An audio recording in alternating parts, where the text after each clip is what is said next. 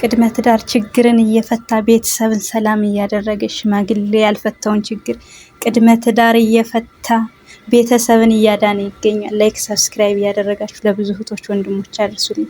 ሰላምቴ በያላችሁበት ይድረስ ብያለሁ። ቅድመ ትዳር ትምህርት ህይወትን እያዳነ ትዳርን እያሳመረ ይገኛል። ያላገባችሁም ላገባችሁም እህቶች ላይክ ሰብስክራይብ እያደረጋችሁ ይሄ የሁላችንም ችግር ነው። እኛ ወጣቶች ይሄን ችግር ቀርፈን በእኛ ትውልድ ሰላም እንዲሰፍን በእኛ ትውልድ ጥሩ ትዳር እንዲኖር እንጠናከርላችኋለሁ። ላይክ ሰብስክራይብ ያደረጋችሁ ለብዙ እህት ወንድሞች አድርሱልኝ። አንድ ቀን በዩቲዩብ ላይ ስለ ቅድመ ትዳር የለቀኩት ቪዲዮ መልእክት ደርሶኛል።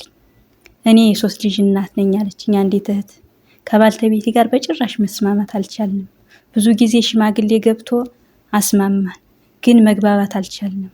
ልጆቻችሁን አሳድጉ እያሉ ነው ሽማግሌዎች እንጂ የኛን ችግር ከስር ሊፈቱልን አልቻሉም።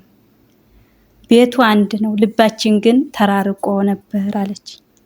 እኔ ግን እሷን እንዲህ አልኳት፣ ሁሉንም ትተሽ መጀመሪያ ራስሽን እስኪያስተካክይ፣ ሰው ራሱን ሲቀር ያለው ሁሉ ነገር ይቀየራልኝ ብዬ አልኳት። ከዛም በኋላ ባሏን ላናገረው ሞከርኩና አናገርኩት።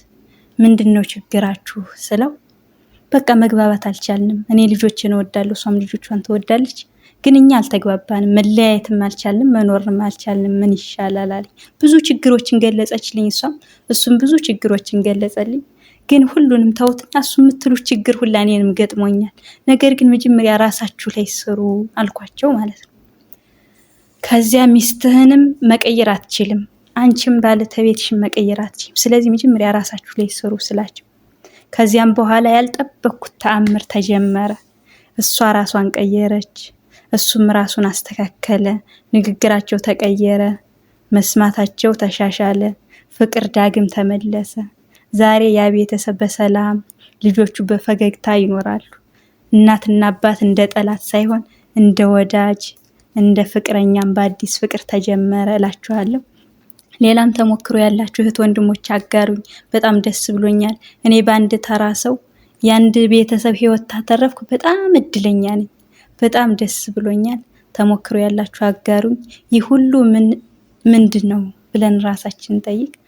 ቅድመ ትዳር ማለት ራስን ማስተማር፣ ራስን ማስተካከል፣ ሌላውን ሰው መረዳት። ትዳር ለማግባት ብቻ አይደለም፣ ትዳርን ለማዳን ነው የኛ ዋናው ትልቁ ዓላማ። የተሰበረ ልብን በቃ ባልሆነ ቦታ የሆነ ቤተሰብን ለማስተካከል ለማስማማት ነው እላችኋለሁ። ላይክ ሰብስክራይብ ያደረጋችሁ ለብዙ እህት ወንድሞች አድርሱልኝ። እህቶች ወንድሞች ደስ ብሎኛል እላችኋለሁ። ትዳራችሁን ያማረ የሰመረ እምትኩሉ ምድሩ ያድርጋችሁ ብያለሁ።